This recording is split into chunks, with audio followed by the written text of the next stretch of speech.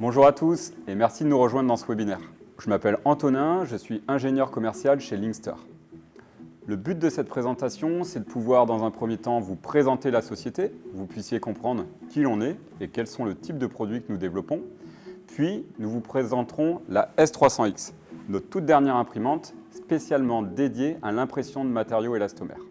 Ensuite, nous rentrerons dans le détail pour comprendre le fonctionnement de la technologie d'impression de matériaux liquides par extrusion de matière. Puis, nous prendrons un temps d'environ 10 minutes pour pouvoir répondre à vos différentes questions. Linkster, c'est une société qui a été créée en 2016. Nous sommes situés à Bayonne, dans le Pays Basque, et notre métier, c'est de concevoir, de développer et de fabriquer des imprimantes 3D pour des applications industrielles ou médicales. Nous comptons à ce jour une trentaine de personnes avec une équipe passionnée par les procédés de fabrication. Ce que nous voulons, c'est contribuer à un modèle de fabrication plus intelligent et plus responsable.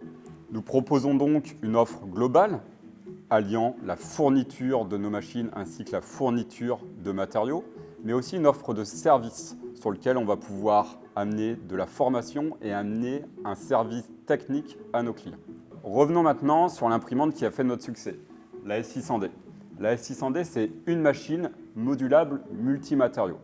Le concept, il est très simple. On va pouvoir changer la tête d'impression en fonction des matériaux qu'on va vouloir imprimer. En fait, chez Linkster, on a développé différentes technologies permettant d'imprimer aussi bien des matériaux sous forme de filaments, comme des thermoplastiques, des matériaux sous forme liquide, on pense ici au silicone, mais aussi à des polyuréthanes, ou encore des matériaux sous forme de pâte. Et là, on parle plutôt de pâte de céramique, voire de pâte métallique. Nous équipons aujourd'hui des grands acteurs de l'industrie, comme Airbus ou Renault, qui utilisent notre technologie pour réaliser des prototypes fonctionnels ou encore des outillages de support à la production. Par exemple, nous avons ici le cas d'un préhenseur qui a été réalisé par Schneider Electric et qui permet d'adapter une ligne robotisée aux différents produits qui vont être sur cette ligne d'assemblage. Nous avons également ici l'exemple d'un soufflet pour le secteur ferroviaire. Cette pièce est en contact permanent avec de la graisse et subit des contraintes de température très importantes. Du coup, l'impression silicone fait sens et nous n'aurions pas pu imprimer cette pièce avec d'autres types de matériaux. Nous sommes également présents dans le médical. Certains de nos clients, par exemple, utilisent l'impression liquide pour imprimer des prothèses mammaires externes qui servent aux personnes qui ont subi une mastectomie. D'autres clients utilisent aussi l'impression 3D pour automatiser leur processus de fabrication et répondre à des contraintes de personnification. Ici, nous avons des applications d'épithèse qui permettent d'accélérer la manière dont sont construites les épithèses aujourd'hui par procédé traditionnel. Au-delà de la modularité, Linkster est avant tout reconnu pour être le pionnier dans l'impression de matériaux silicone.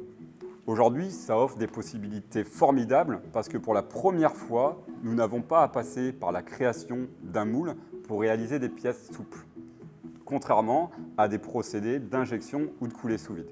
Le gain pour le prototypage, la petite et la moyenne série est donc une évidence.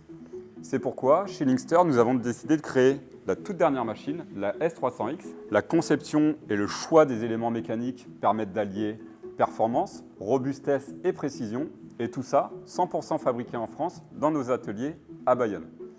La machine permet d'imprimer toute une gamme de matériaux souples qui ont été certifiés par Linkster, sur lequel vous allez retrouver tous les paramètres d'impression afin d'avoir une utilisation qui soit la plus simple possible, mais tout l'environnement reste totalement ouvert dans l'utilisation. Autrement dit, la machine vous donne accès à tous les paramètres d'impression et vous pouvez développer et imprimer vos propres matériaux.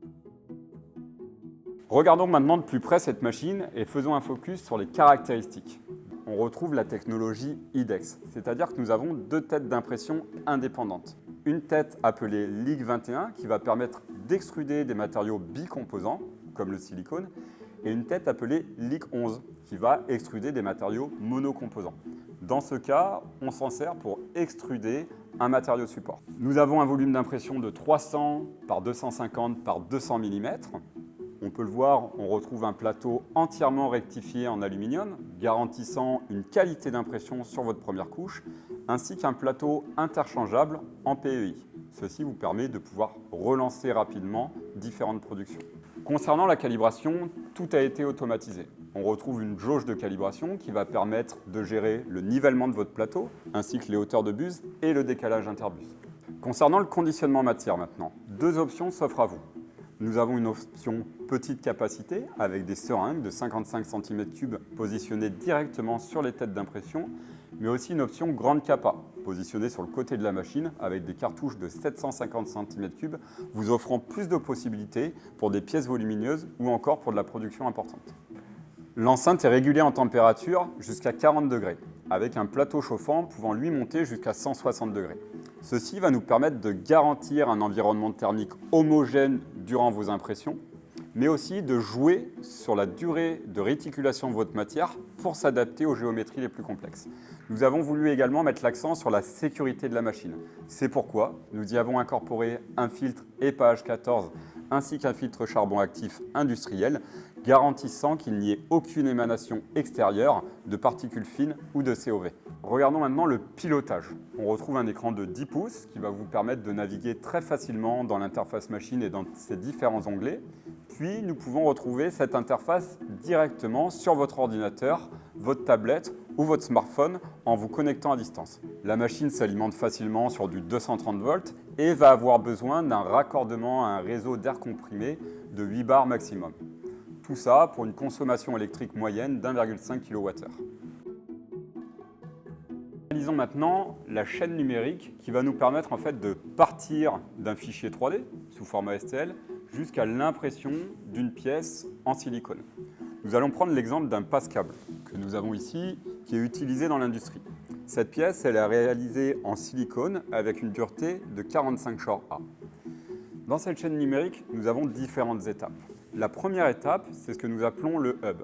Le hub, c'est une plateforme individuelle et sécurisée qui a été développée par Linkster dans le but de faciliter votre utilisation machine et logiciel. On peut donc naviguer facilement dans l'interface avec un onglet Ticket qui est important, qui va vous permettre d'échanger avec nos équipes. Un onglet Bibliothèque dans lequel on va avoir accès à toute une base de données de pièces que vous avez pu télécharger précédemment et un onglet Profil d'impression. Ici, nous allons imprimer une pièce en silicone 45 short A qui est un RTV2. Je sélectionne donc RTV2. On peut voir que j'ai différentes duretés qui sont disponibles, du 5, du 10, du 25 et du 45 short A qui vient d'être réalisé par Linkster. Donc cliquer dessus, je vois que j'ai accès à tout un tas d'informations concernant ce profil-là et je peux donc directement le télécharger. Maintenant, la deuxième étape, c'est ce qu'on appelle le slicer. Nous utilisons un logiciel qui s'appelle Simplify 3D. En fait, pour faire simple, un slicer, c'est un logiciel qui va découper notre pièce en tranches et qui va nous permettre de créer un programme d'impression qui ensuite va être interprété par la machine pour fabriquer notre pièce. Donc, j'ouvre mon slicer qui s'appelle Simplify. On retrouve une visualisation avec 4 parties principales. Une partie qui va servir de visualisation sur les différents fichiers 3D que vous avez pu télécharger. Juste en dessous, une partie process sur lequel on va avoir une vue sur les différents procédés d'impression, c'est-à-dire les différents profils en fait, qui ont pu être paramétrés par Linkster ou par vous-même. L'ensemble de l'écran est consacré à votre volume d'impression ainsi que la visualisation de vos pièces et la visualisation du programme. On pourra le voir par la suite. Ensuite, on va retrouver quelques fonctions avancées pour avoir des vues de coupe ou différents paramètres. On va donc maintenant cliquer sur Télécharger, importer un profil et je vais sélectionner la pièce que je souhaite imprimer, donc ce passe-câble. On voit qu'il arrive ici directement sur le plateau. Je peux sélectionner la face que je veux mettre en contact avec le plateau pour lancer mon impression. Ensuite, le logiciel nous permet de dupliquer cette pièce-là et de positionner ces pièces sur le plateau pour pouvoir en lancer plusieurs. On va maintenant télécharger le profil d'impression. Je clique donc sur Profil, Importer un nouveau profil. Je sélectionne le profil correspondant que j'ai pu télécharger sur le hub. En ouvrant ce profil, on peut voir qu'on a accès à tous les paramètres qui ont été développés, à savoir le diamètre de buse que nous utilisons, les épaisseurs de couche ou encore le taux de remplissage.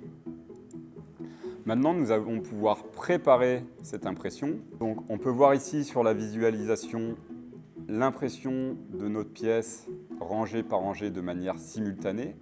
On a également la visualisation sur notre support d'impression. On va maintenant exporter ce G-code sur notre ordinateur pour pouvoir ensuite l'intégrer dans la machine. On arrive donc à la troisième et dernière étape, c'est l'interface machine. Comment on va interagir dans l'interface pour pouvoir lancer notre impression?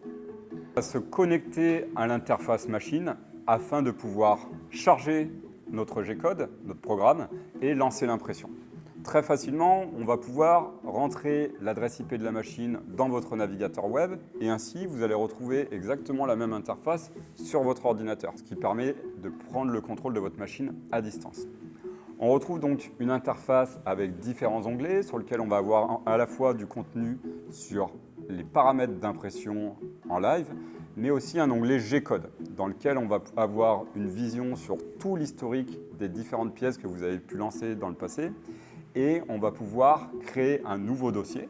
Ce que je fais ici, je crée un nouveau dossier que j'appelle Passcable et dans ce dossier, je vais pouvoir charger le programme d'impression que je viens de réaliser dans Simplify.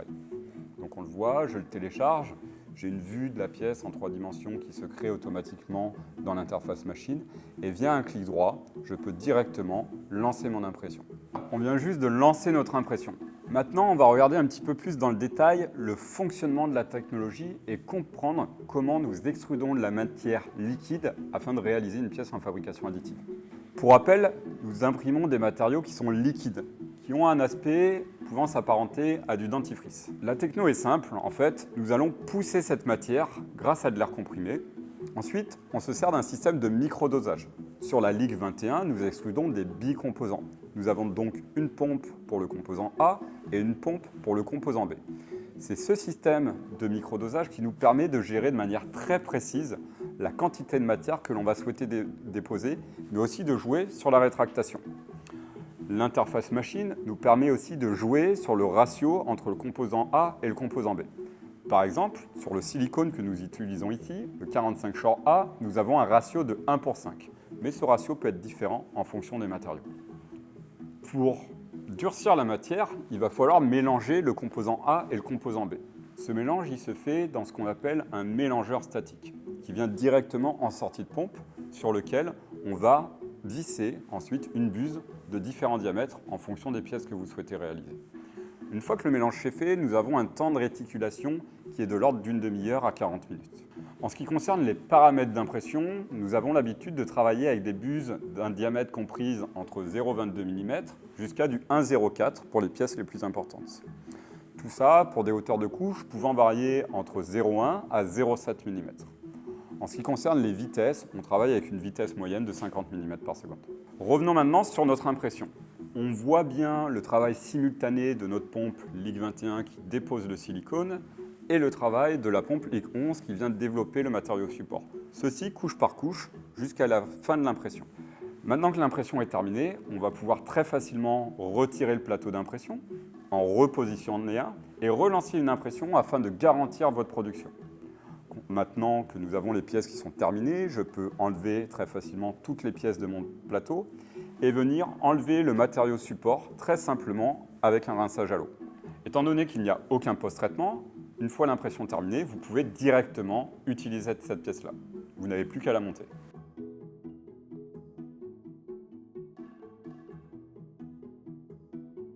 L'impression s'est super bien passée, mais vous vous demandez probablement comment ça fonctionne et quelles sont les opérations de maintenance. Comment ça va marcher lorsque je vais devoir nettoyer une pompe ou alors changer de matériau. Premièrement, il est important d'avoir en tête que le nettoyage de ces pompes de microdosage n'est à réaliser que si vous souhaitez changer de matière. Afin d'optimiser la production et de pouvoir nettoyer ces pompes en temps masqué, la majorité de nos clients sont équipés d'un jeu de pompes supplémentaire. L'opération est simple. Il vous suffit de dévisser la vis qui est présente sur le devant de la pompe et de venir retirer tous les éléments, stator, rotor, afin de pouvoir les nettoyer. Ceci peut être replugué très simplement. Comme vous l'avez compris, le processus est très simple.